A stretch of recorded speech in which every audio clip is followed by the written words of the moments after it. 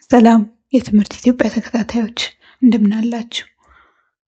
በዚህ ሳምንት ረጃጅም ቪዲዮዎች የሚኖሩን አይኖሩንም እና ይኸውም በዚህ ሳምንት የገና በዓል ስለሚሆን ሮብ ዕለት የገና በዓል ስለሚሆን እሱን አስመልክቶ እረፍት ለመውሰድ ነው እና ያው ትምህርት ጥሩ ሁልጊዜም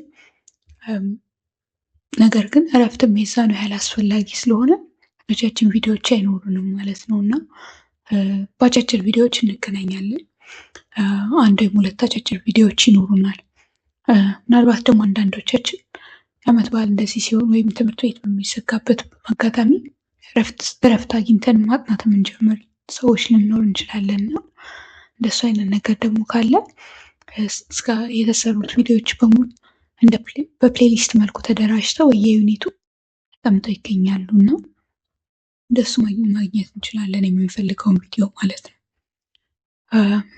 ከእረፍት ስንመለስ የቀጥለው ሳምንት ላይ ናቹራል ኤክስፖኔንሻል ፋንክሽንስን በግሬድ በ10ኛ ክፍል ሂሳብ እንዲሁም ሎጋሪትሚክ ፋንክሽኖችንን ጨምረን የምናይ ይሆናል።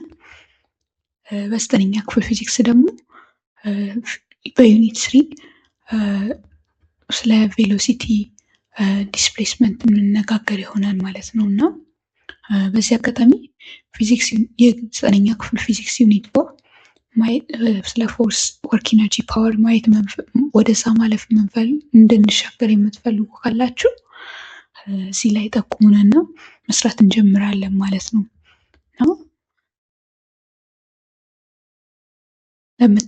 በዓል ለምታከብሩ በሙሉ እንኳን አደረሳችሁ ላለው እና መልካም እረፍት ይሁንላችሁ።